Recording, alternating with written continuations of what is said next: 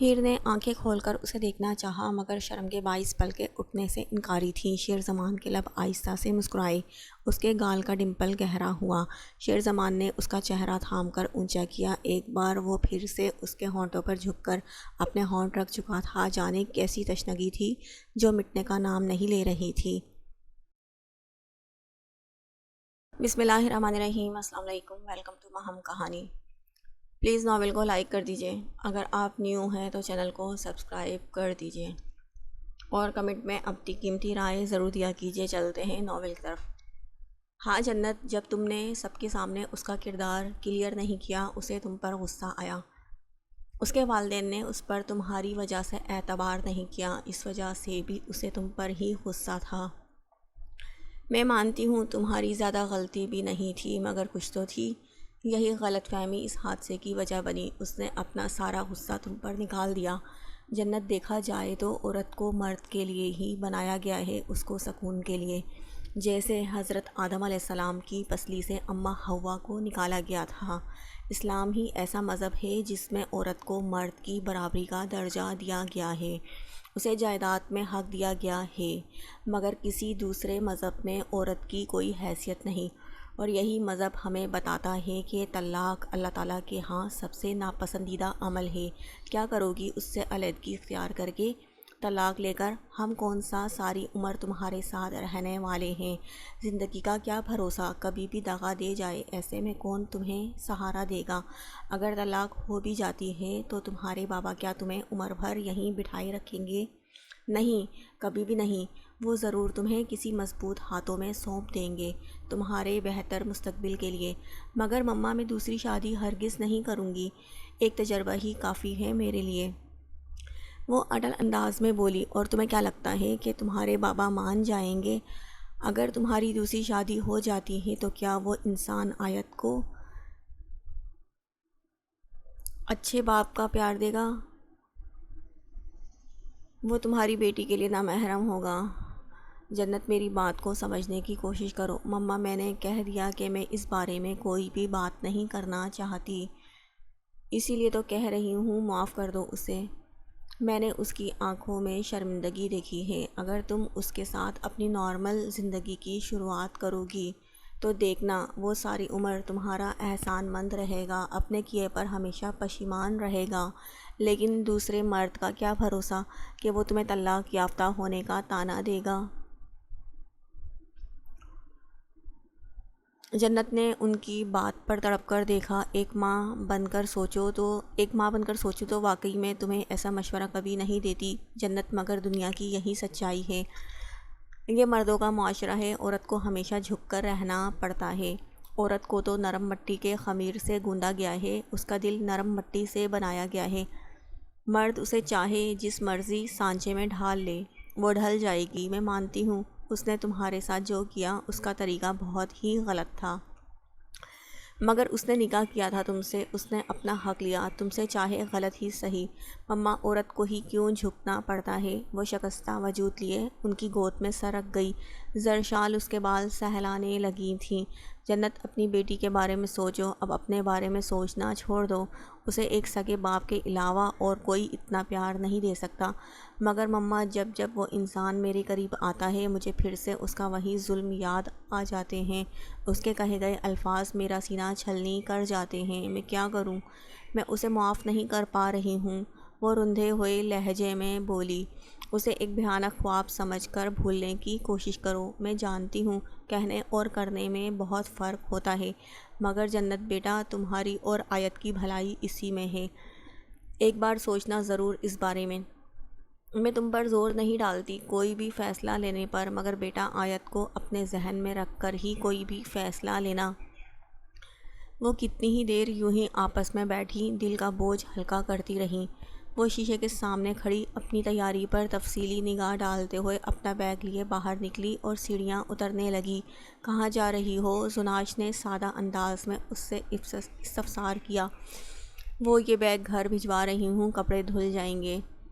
تو ادھر بھجوانے کی کیا ضرورت ہے، یہاں دھل جائیں گے کپڑے۔ نہیں، وہ دراصل دوسرا سامان لے آؤں گی۔ چلو ٹھیک ہے، جیسا تمہیں مناسب لگے، آؤ ناشتہ کر لو۔ جی کہتے ہوئے وہ ڈائننگ ٹیبل کے قریب موجود چیئر پر بیٹھ گئی اور ناشتہ کرنا شروع کر دیا۔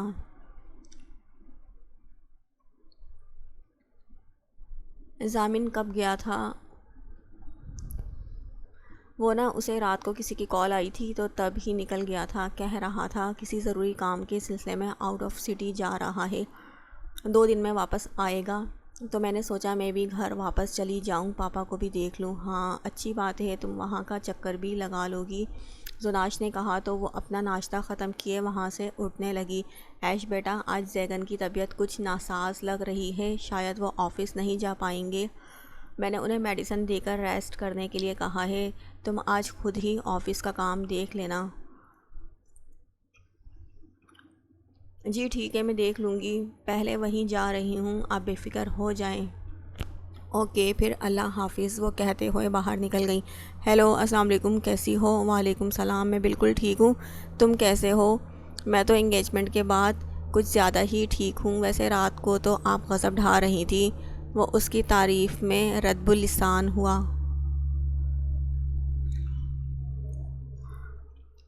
بہت شکریہ جناب آپ کا، پھر شادی کا کب کا ارادہ ہے؟ شامن نے پوچھا۔ میں کیا بتاؤں، وہ تو گھر والے ہی بتائیں گے۔ یہ کیا بات ہوئی بھلا؟ وہ جھنجھلا کر بولا۔ بھئی اتنی جلدی تھی تو شادی کی، تو انگیجمنٹ کیوں کروائی، سیدھا شادی کی بات کرتے۔ لگتا ہے اب ایسا ہی کچھ کرنا پڑے گا۔ دعا تم سے ایک بات پوچھوں، اگر تمہیں برا نہ لگے تو؟ جی پوچھیں۔ دعا کیا تم شادی کے بعد بھی اپنی جاب جاری رکھنا چاہتی ہو؟ کیوں، تمہیں کوئی اعتراض ہے میری جاب سے؟ نہیں ایسی تو کوئی بات نہیں ہے، بس ویسے ہی پوچھ لیا۔ شامن آپ کھل کر بات کریں جو دل میں ہے، میں نہیں چاہتی چھوٹی چھوٹی باتوں کو لے کر ہمارے رشتے میں کوئی بھی غلط فہمی پیدا ہو۔ دراصل دعا میں نہیں چاہتا کہ تم شادی کے بعد ایئر ہوسٹس کی جاب کرو۔ آپ مجھے اس بات کی وجہ بتانا پسند کریں گے؟ جب ایک عورت مرد کے نکاح میں آ جاتی ہے تو اس کی عزت کی حفاظت کرنا اس مرد کے فرائض میں شامل ہو جاتا ہے۔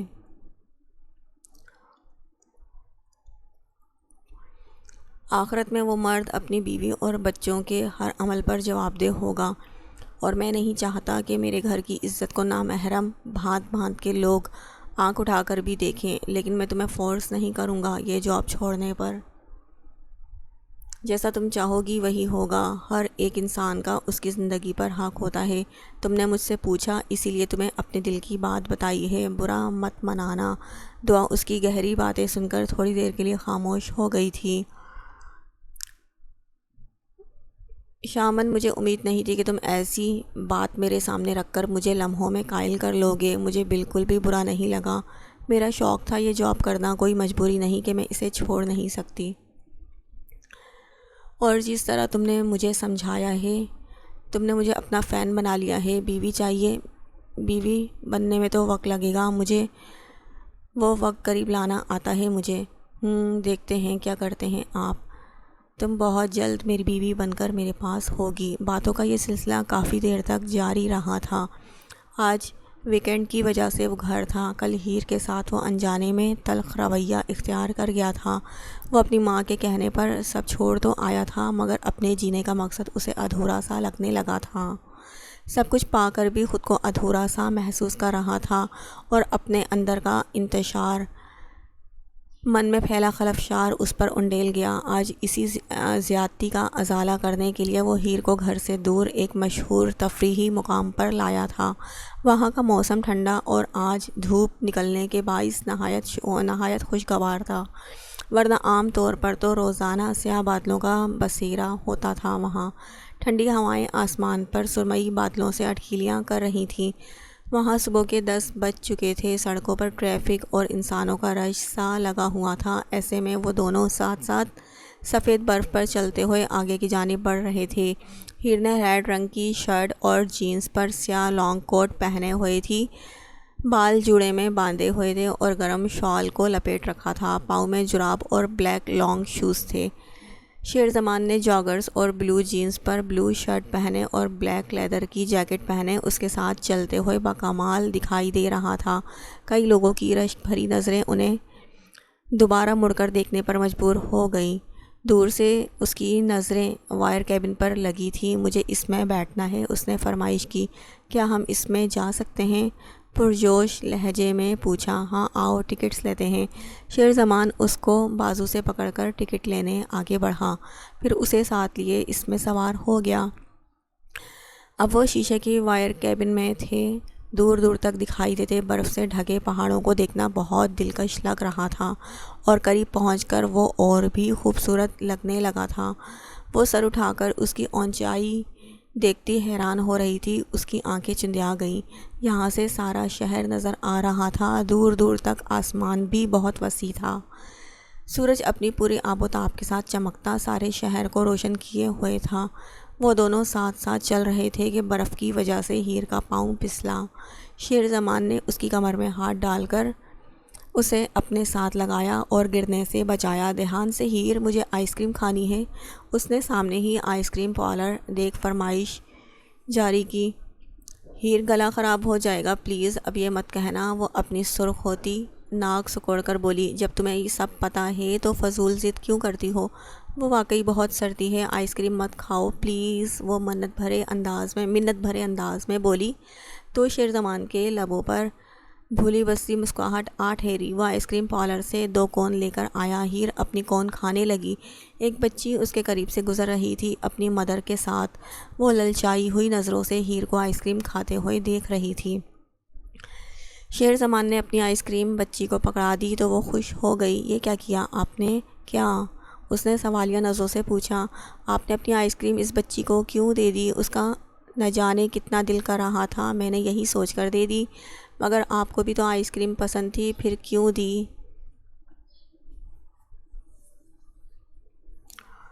تو کیا ہوا؟ دیکھو ہیر، اگر ہم اپنی من پسند چیز کسی کو دیں گے تو اللہ تعالیٰ ہمیں بھی اپنی من پسند چیز سے نواز دے گا، جیسے انہوں نے تمہیں مجھے نواز دیا، یعنی کہ میں آپ کی من پسند ہوں۔ کوئی شک ہے تمہیں؟ اس نے ابرو اچکا کر پوچھا۔ ہے، اس نے صاف گوئی سے کام لیا تھا۔ کیا؟ اس کی اب کی بار لہجہ تھوڑا سخت سا تھا۔ آپ بہت بدل گئے ہیں، مجھے پہلے والے چاہیے۔ شیرزمان اس کی بات سن کر ہونٹ بھیج گیا اور جینس میں ہاتھ گھسائے ادھر ادھر دیکھنے لگا۔ ہیر، شام ہونے والی ہے، چلو گھر چلیں۔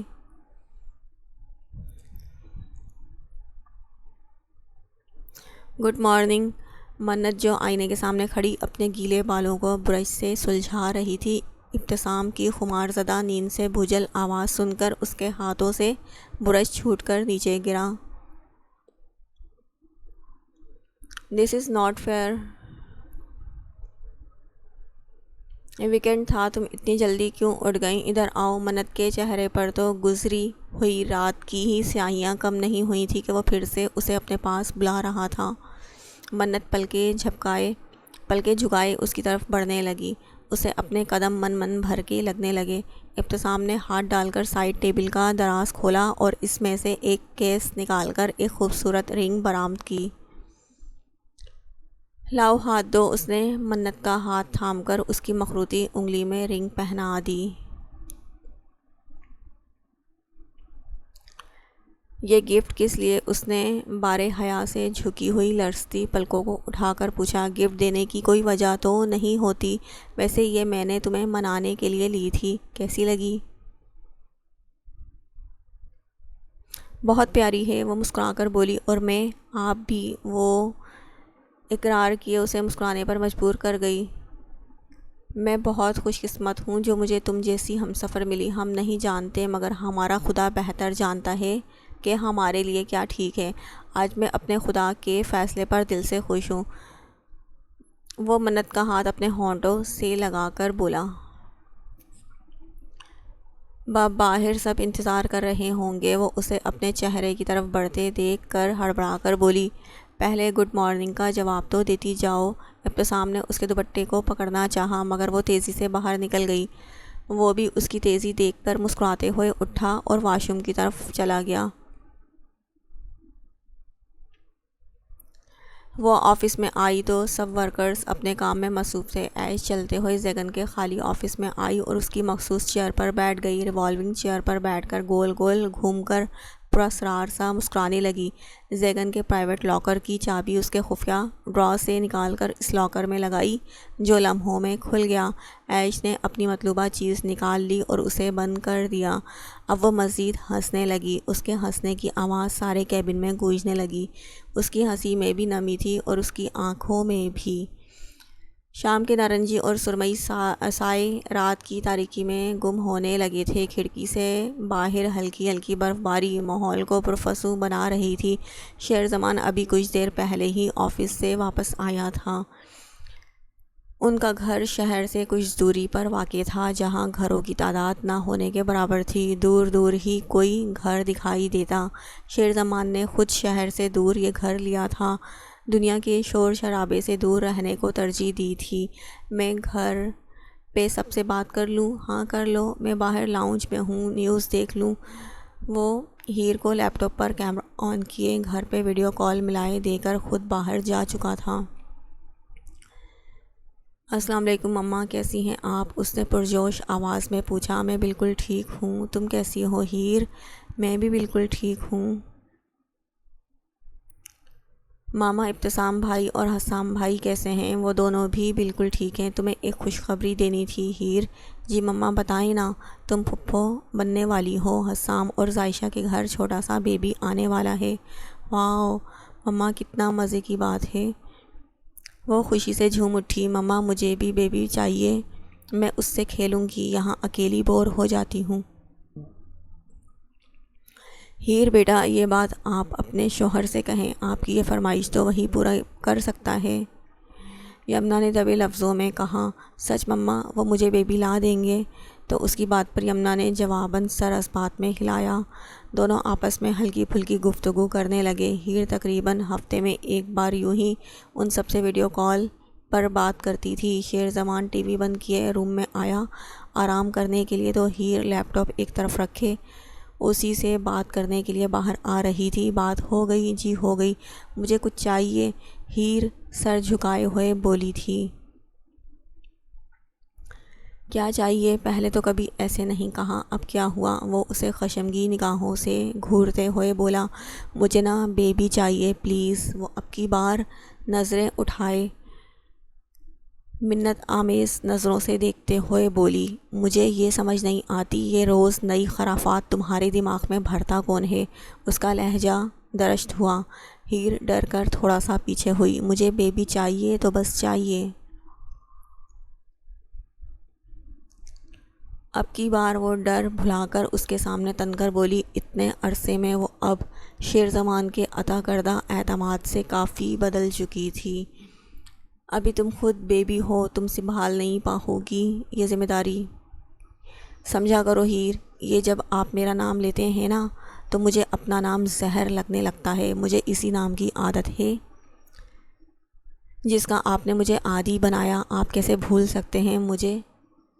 اپنی عادت بنا کر آپ دور کیوں کر دیتے ہیں؟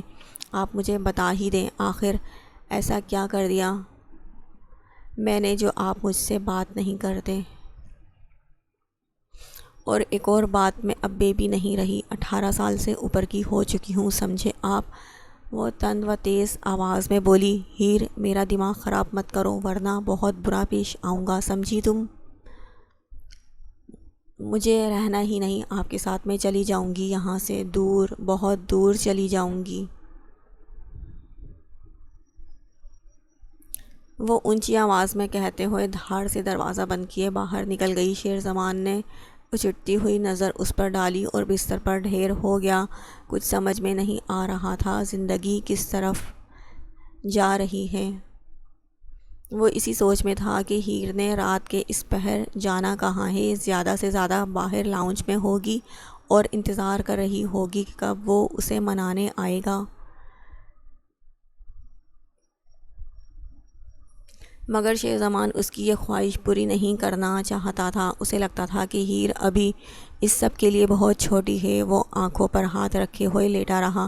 تقریباً 10 منٹ گزر گئے مگر ہیر کی کمرے میں واپسی نہیں ہوئی، تو وہ اٹھ کر جیکٹ پہنتے ہوئے کمرے سے باہر نکل گیا۔ ہیر جو غصے میں گھر سے باہر نکل گئی تھی، چلتے چلتے نہ جانے کہاں آ گئی تھی۔ سنو فال اور رات کے اندھیرے کی وجہ سے اسے کچھ ٹھیک سے دکھائی بھی نہیں دے رہا تھا۔ اچانک اس کا پاؤں سلپ ہوا اور وہ نیچے کی طرف گرنے لگی۔ اس کی چیخیں گونج رہی تھی۔ شیر زمان جو اسے گھر میں ناپید پاتے گھر کا دروازہ کھلا دیکھ کر اسے ڈھونڈنے باہر نکل آیا تھا، دور سے آتی آوازیں سن کر جگہ کا اندازہ لگاتے ہوئے اسی طرف بھاگا۔ ہیر کہاں ہو؟ اب شیر زمان کی بھاری آواز رات کی تاریکی میں گونجنے لگی تھی۔ شیر زمان کو نیچے کی طرف کچھ سرسراہٹ محسوس ہوئی تو وہ سنبھل کر نیچے اترنے لگا، کیونکہ یہاں سے جگہ کافی سلیپی تھی۔ وہ بار بار پھسل رہا تھا۔ بالآخر اس نے ہیر کو ڈھونڈ نکالا۔ یہاں ایک تالاب تھا جس کا پانی سردی کی وجہ سے جم چکا تھا، مگر شاید ہیر اونچائی سے گری تھی، اسی لیے اس میں دراڑ آنے کی وجہ سے کچھ پانی پھوٹ پڑا تھا۔ شیر زمان نے وہاں گری پڑی ہوئی ہیر کو اپنی باہوں میں بھر لیا۔ ہیر کے سارے کپڑے بھیگ چکے تھے۔ شیر زمان اسے اٹھائے واپسی کے راستے پر گامزن ہوا۔ کچھ دیر میں وہ ہیر کے بے ہوش وجود کو لیے اپنے کمرے میں آ چکا تھا۔ ہیر اٹھو! ہیر کا چہرہ تھپ تھپا کر اسے اٹھانے کی کوشش کی، مگر بے سود۔ ہیر کے ہونٹ سردی کی شدت سے نیلے پڑ چکے تھے اور اس کے گال خطرناک حد تک سرد اور سرخ تھے۔ اسے بھیگا دیکھ شیر زمان کو کچھ اور نہ سوجا تو وہ اسے واش روم میں لے گیا اور گرم پانی والا شاور آن کیا، واش روم کی لائٹ آف کر دی، پھر واپس اسے باہر لا کر بستر پر ڈالا، اس پر کمفرٹر اڑا دیا، تیزی سے کمرے میں موجود آتش دان میں آگ جلائی۔ کچھ دیر میں اس کی گرمائش سے کمرے کا درجہ حرارت نارمل ہو گیا۔ کمرے میں اچھی خاصی گرمی ہو چکی تھی۔ آتش دان کے جلنے کی وجہ سے اس نے روم کی لائٹس آف کر دی۔ بس آتش دان سے نکلتی ہوئی آگ کی روشنی نے کمرے میں سنہری کرنیں بکھیر رکھی تھی۔ وہ چلتے ہوئے ہیر کے پاس آیا، اس کے نیلے ہونٹوں کو اپنی پوروں سے چھو کر گرمائش پہنچانی چاہی۔ سرخی مائل گال پر ہاتھ کی ہتھیلی رکھ دی، مگر ابھی بھی اس کا جسم ٹھنڈا تھا۔ ہیر کے گیلے سنہری بال تکیے پر بکھرے پڑے تھے۔ سرخ و سفید چہرہ ان سنہری بالوں میں یوں دکھائی دے رہا تھا جیسے بادلوں کی اوٹ سے چھپ دکھلاتا ہوا چاند۔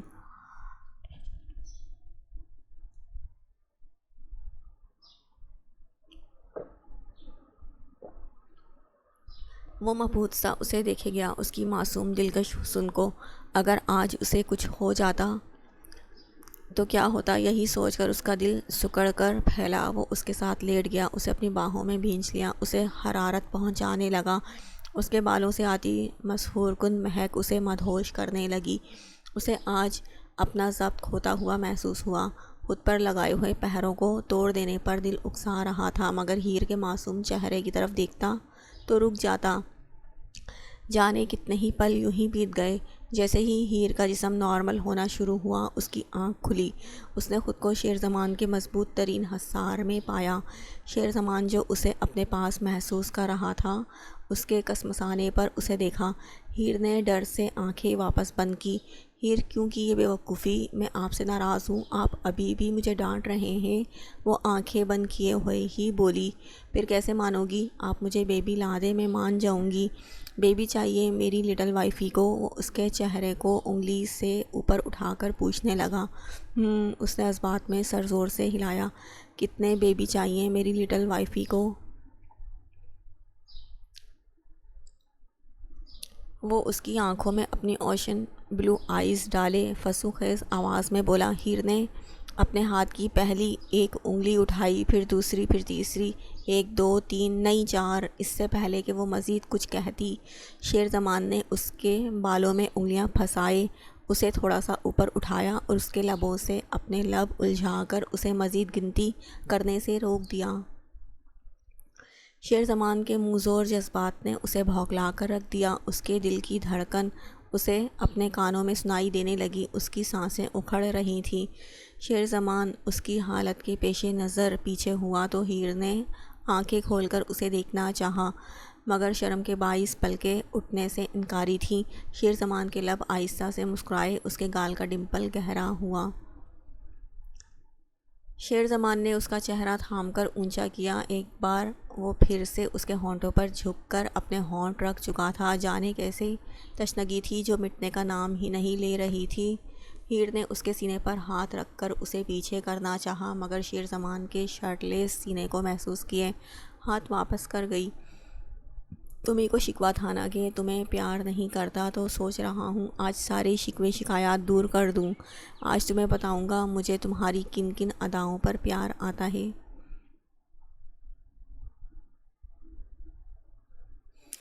تمہیں پہلے بتا رہا ہوں، بیبی چاہیے تو اس کا پروسیجر بہت جان لیوا ہوتا ہے۔ اگر مس بے ہوش آپ بے ہوش ہو گئیں تو بعد میں مجھے ذمہ دار مت ٹھہرائیے گا۔ وہ اس کی گردن سے اپنا چہرہ نکال کر زمائنی انداز میں بولا، نہیں ہوتی پلیز مجھے بیبی لا دینا، آپ جو کہیں گے میں وہ سب کام کروں گی، پرامس۔ وہ معصومیت سے آنکھیں پٹ پٹاتے ہوئے بولی، شیر زمان loves his little wifey from the bottom of his heart.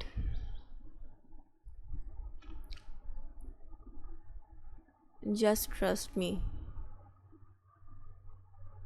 شیر زمان نے کسی قیمتی متاع کی طرح اسے خود میں بھینچ لیا۔ سورج طلوع ہوئے اپنی سنہری کرنوں کا جال بچھا گیا تھا۔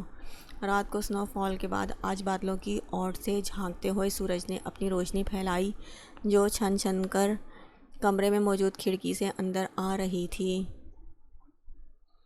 وہ معصوم پری شیر زمان کے سینے پر سر رکھے دنیا جہاں سے بیگانہ تھی، مگر ان سورج کی کرنوں نے اس کی مندی ہوئی آنکھیں کھولنے کا فیصلہ کر لیا تھا۔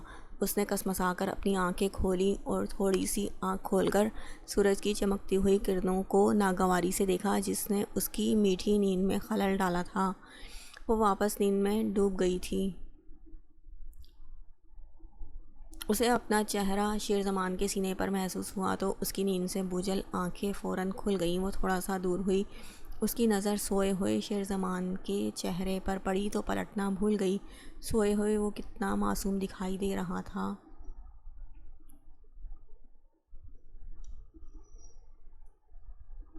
اس کی بولتی ہوئی اوشین بلو آئیز اس وقت بند تھی، کھڑی مغرور ناک چمک رہی تھی، عنابی لب باہم پیوست تھے۔ کتنا پرکشش اور جاذبیت نظر تھا اس کے نقوش۔ وہ اپنی قسمت پر رشک کرنے لگی، کتنا خوبرو انسان اس کے نصیب میں آیا تھا جو صرف اس کا تھا۔ اس کے ورزشی سفید رنگت کے ہائپس دیکھ کر ہیر کی آنکھیں حیرت سے پھیلیں۔ اس نے انگلی لگا کر اسے دیکھا، واقعی یہ اصلی ہیں۔ اپنی اس حرکت پر وہ خود ہی مسکرانے لگی۔ سورج کی روشنی شیر زمان کی نیند میں بھی خلل ڈال رہی تھی، شاید جو اس نے روشنی سے بچنے کے لیے چہرہ دوسری طرف پھیرا۔ ہیر تھوڑا سا اٹھ کر شیر زمان کے آگے جھک گئی۔ اس طرح سورج کی روشنی شیر زمان کے چہرے پر پڑنے کے بجائے اب ہیر کی پشت پر پڑنے لگی۔ اسے اپنے قریب ہلچل محسوس ہوئی تو اپنی آنکھیں کھولی۔ سامنے ہی ہیر اس پر سایہ کیے ہوئی تھی، اس کے سنہری کھلے بال اس پر سایہ فگن تھے۔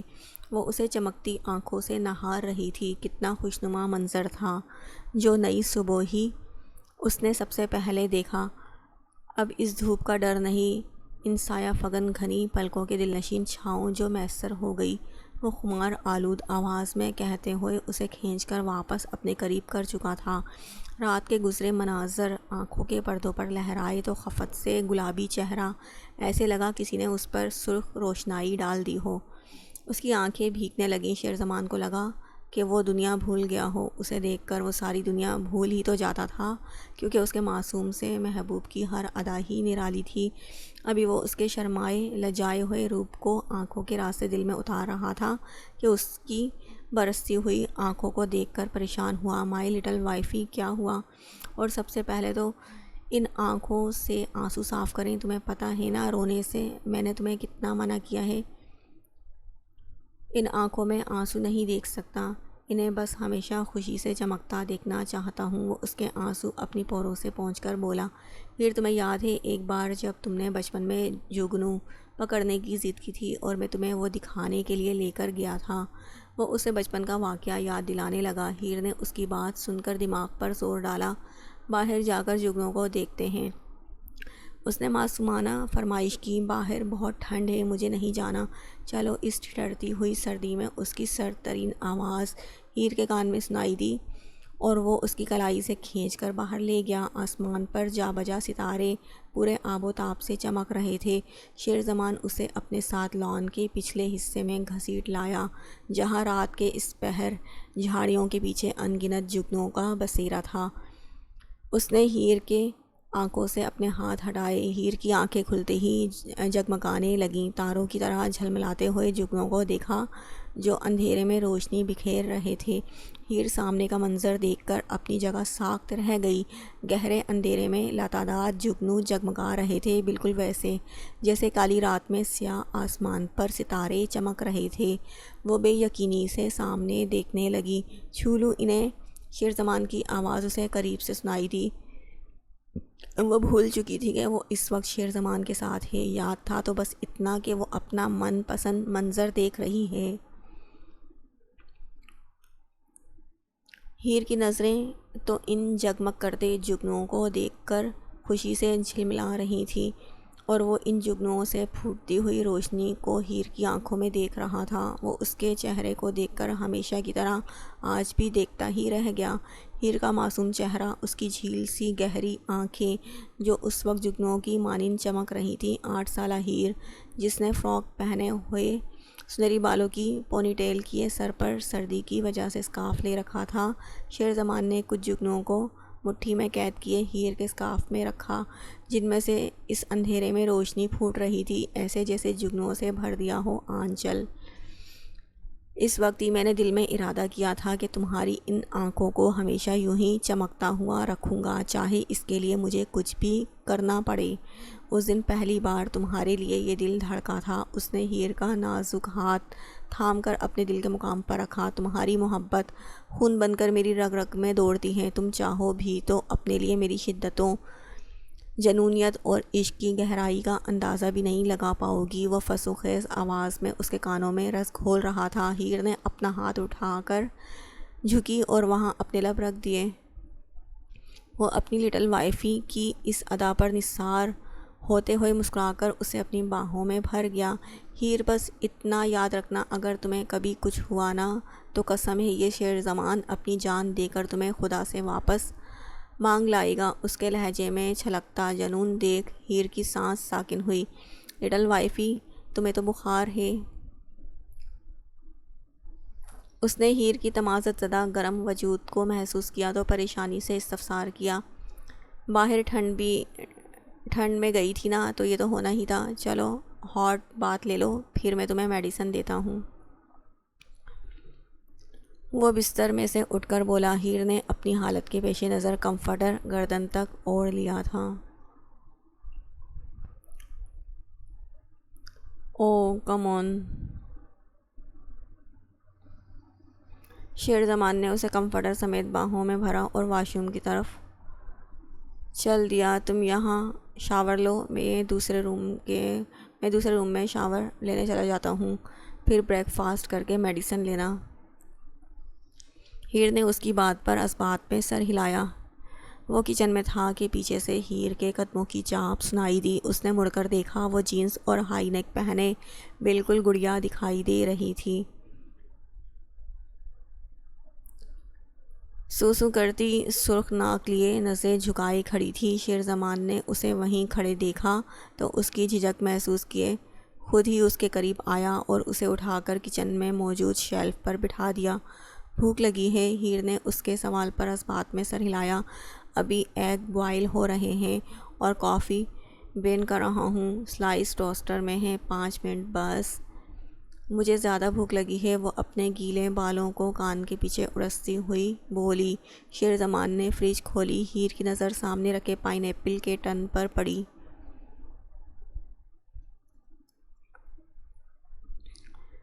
پائن ایپل، اس نے خوشی سے چہک کر کہا۔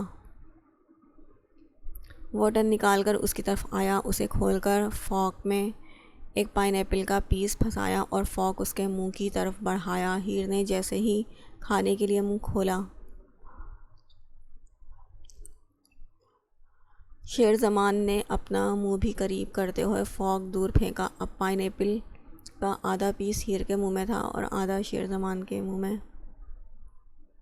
ہیر نے چہرہ پیچھے کھینچنا چاہا مگر شیر زمان نے اس کی گردن میں ہاتھ ڈالے اسے ایسا کرنے سے روک دیا۔ اس نے وہ آدھا پیس ڈر کے مارے ثابت ہی گلے سے نکل لیا، جبکہ شیر زمان کی نظروں میں چھپے ہوئے مفہوم کو جان کر وہ شرم سے دوہری ہونے لگی۔ اس کی اوشن بلو آئیز میں شوریدہ جذبات کا ٹھاٹھے مارتا ہوا سمندر آباد تھا۔ وہ کہاں ان پر بند باندھ سکتی تھی؟ شیر زمان نے عمل پیرا ہونے کا سوچا اور ہیر کو شیلف پر جھکا کر اسے کپکپاتے ہوئے ہونٹوں پر اپنی محبت کی مہر ثبت کی۔ ٹوسٹر سے ٹوسٹ جلنے کی اسمیل سے شیر زمان نے اسے چھوڑ کر پیچھے دیکھا مگر تب تک ٹوسٹ جل چکے تھے۔ اس نے دوبارہ سے نئی بریڈ ٹوسٹر میں ڈالی۔ دونوں نے مل کر ناشتہ کیا۔ ہیر کو میڈیسن کھلائی۔ شیر زمان نے اسے قدم بھی زمین پر نہ رکھنے دیے۔ آج سارا دن انہوں نے ایک ساتھ ایک دوسرے کی قربت میں گزارا۔ سارے دن شیر زمان نے اسے اپنی ہتھیلی کا چھالا بنائے رکھا تھا۔ شامن ضامن جو ابھی واپس لوٹا تھا، اس نے اسے آواز دے کر روکنا چاہا مگر وہ اپنے حواس کھو بیٹھا تھا۔ اسے کچھ سنائی نہیں دے رہا تھا۔ شامن ضامن نے اس کی کلائی تھام لی۔ وہ ابھی تک کہیں کھویا ہوا تھا۔ شامن کیا ہوا ہے؟ سب ٹھیک تو ہے؟ وہ اس کے منہ سے الفاظ نکل نہیں پا رہے تھے۔ کیا ہوا ہے؟ بولو نا۔ بب بھیا، وہ پاپا۔ اس کی سانس رکنے لگا، آواز اس کے گلے میں رہ گئی۔ ضامن اس کی یہ حالت دیکھ کر گھبرا گیا۔ بتاؤ مجھے کیا ہوا ہے؟ انہیں ضامن خود بھی ابھی اس کے جواب کے لیے تیار نہیں تھا۔ وہ ڈوبتے ہوئے دل سے شامن کے چہرے کو دیکھنے لگا۔ شامن کی آنکھیں سرخ ہو رہی تھیں، اس کی آنکھوں سے آنسو روا تھے اور زبان تو ایسے مانو نہ بولنے کی قسم کھا لی ہو کہ یہاں کچھ کہا نہیں اور وہیں سب ختم۔ بولو بھی شامن، کیا ہوا ہے؟ ضامن نے اب کی بار گھبرا کے پوچھا، کیونکہ وہ اس کی حالت دیکھ کر سمجھ چکا تھا کہ بات کوئی چھوٹی موٹی نہیں ہے۔ ضامن بھائی، پاپا کو ہارٹ اٹیک ہوا ہے اور انہیں آفس کے ورکرز ہاسپٹل میں لے کر گئے ہیں۔ اس نے روتے ہوئے ضامن کی طرف دیکھ کر کہا، جو شاید خبر سنتے ہی سکتے میں چلا گیا تھا۔ یہ کیسے ہو سکتا ہے؟ بڑے پاپا تو بالکل ٹھیک تھے۔ مجھے خود سمجھ میں نہیں آ رہا۔ ابھی ہسپتال سے کال آئی تھی، انہوں نے یہی بتایا ہے، شامن نے کہا۔ ضامن نے شامن کا فوراً ہاتھ پکڑا اور اسے ساتھ لیے گاڑی کی طرف تیز تیز قدم اٹھانے لگا۔ جلدی بیٹھو شامن، ہمیں فوراً وہاں جانا ہوگا۔ راستے میں شامن کے ساتھ ساتھ ضامن بھی شدید اضطراب کا شکار تھا، مگر اس نے اپنی پریشانی کو اپنی عضلی ہمت کے پیچھے چھپا لیا، اور شامن جو شدید ذہنی دباؤ میں بار بار اپنے ماتھے کو رگڑ رہا تھا، ضامن کو کہنے لگا، پلیز ضامن بھائی اسپیڈ بڑھائیں، پلیز بھائی، مجھے جلد از جلد ان کے پاس پہنچنا ہے۔ شامن کے لہجے کا خوف اور بے بسی ضامن صاف محسوس کر سکتا تھا۔ اس نے اسٹیئرنگ سے ایک ہاتھ ہٹا کر شامن کے کندھے کو تھپک کر اسے تسلی دی، مگر وہ اپنے حواس کھو رہا تھا۔ انہیں کچھ نہیں ہو سکتا بھیا، پاپا کو کچھ نہیں ہو سکتا۔ شامن بہادر بنو، ابھی تو تمہیں بڑی مما کو بھی سہارا دینا ہوگا، کچھ نہیں ہوگا انہیں۔ ضامن نے شامن کی طرف دیکھا اور بولا،